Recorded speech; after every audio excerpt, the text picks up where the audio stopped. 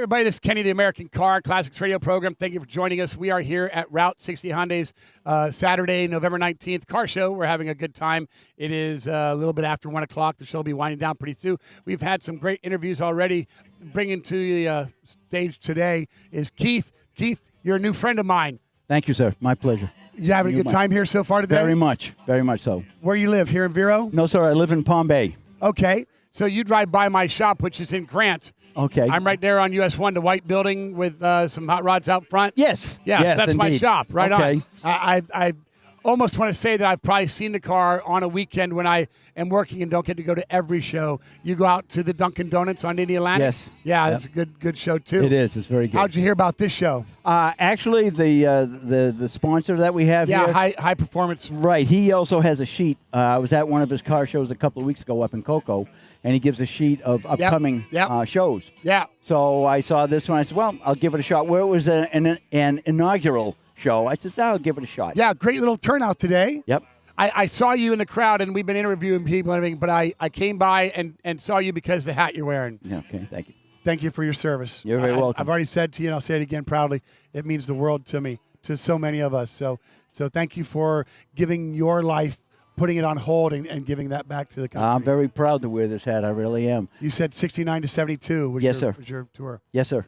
You know, and it really is. It's just, and like they say, once a Marine, always a Marine. And I'm very proud to have served my country on that capacity. The Marines just had a birthday. Yes, sir. 247 years. That's right. That's amazing. So 3 more years, it's a 250 years. It'll be a biggie, I'm sure. I'm sure that it will. Well, we'll see what the government is holding as far as presidency and all that stuff, because it'll probably be different depending with one or the other. Sure. Just saying. You came to the car show today in a beautiful Pontiac. Tell me about it. It's a 1956 Pontiac Safari. Like I said, it's Pontiac's version of the Chevy Nomad. They didn't make very many of them. The only difference between the Pontiac and the Chevy Nomad is Pontiac always had the one-up Chevy, so they had to put extra bling on it, extra chrome, this sort of thing. So they stood above the Chevy. Yeah. And there's only 300 of those left in existence. How many were made? 4,000. And there's 300, which shows to the, wow, because here again, surfers thought the 57 Nomad was cool, so they went more to that or a Woody's or something. Yes. Maybe. And the Pontiac just kind of, when it was wrecked, it wasn't really tried to be pulled out, fixed up, restored, maybe something. Exactly. It was more to it, too, because it has more curves and more lines into it. Sure does. So if they got wrecked, they just sent them off to the... Harder to get parts, more expensive to restore. Unbelievable. Yeah. Yes, sir. 300. Boy, that's a low number, man. I'm kind of blown away by it. It certainly is. Everybody that has come to and look at it, they'll go, wow, I've never seen one of these before. You haven't. I saw you, I think, at the Oktoberfest car show a week or two ago, and I think that's the first time I want to say I've seen it maybe out at Dunkin' Donuts or something. Yeah. I haven't been out there for a while. Do you go to the Friendlies show? Yes. Then I've seen you out there too as well.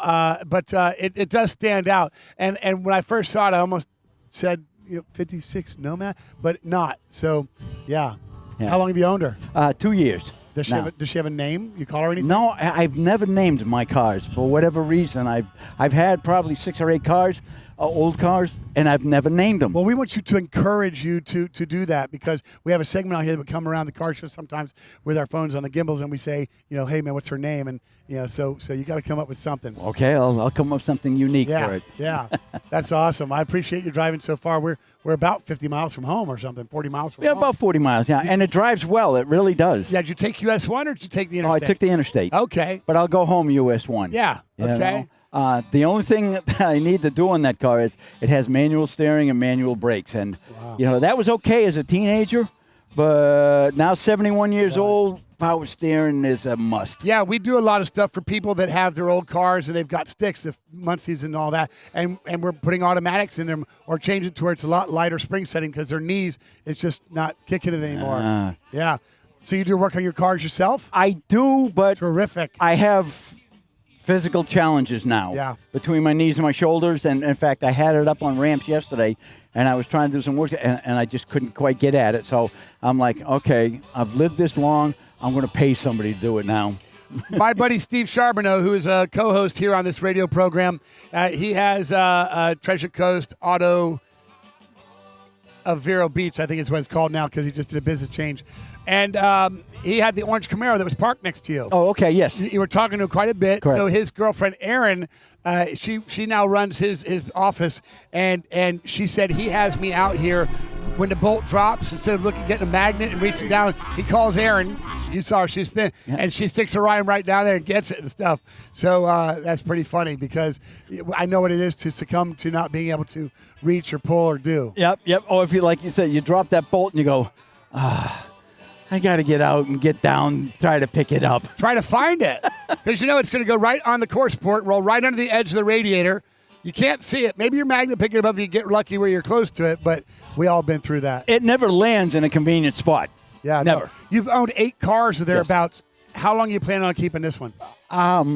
Till somebody comes along with the right dollar figure for it. Okay, so it's in the adage of everything's for sale for the right price. Yes. It doesn't have a for sale sign on it, but if somebody said, hey, look, I'm going to give you that cabbage for that, you'd say, okay. Yes. And then what would you look for next? Is there something that you haven't had that you want next? 69 Plymouth GTX.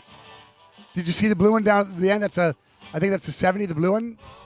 No. Is that a Dart? It's a Dart. Okay. Yeah, it's a 69 Dart GT, yeah. Yeah. But no, my oldest brother had one, and I want to get one, basically a tribute to him. He passed away several years ago. Okay, sorry about that. Yeah, but I love the GTXs. In fact, I even had a guy talk to me about this. He says, well, why would you sell it? I says, because I want a 69 Plymouth GTX.